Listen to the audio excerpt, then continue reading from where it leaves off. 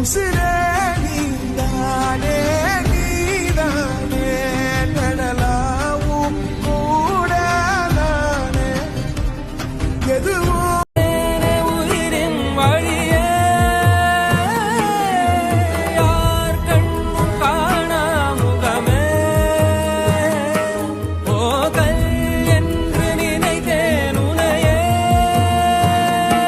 நீ யார் என்று சொன்னால் மனமேதான் நீயா வேதங்கள் மொத்தம் போதி யாகங்கள் நித்தம் செய்து பூஜிக்கும் பக்தி அதிலும் உன்னை காணலாம் பசி என்று தன் முன் வந்து கையேந்தி கேட்கும் போது தன் உணவை தந்தால்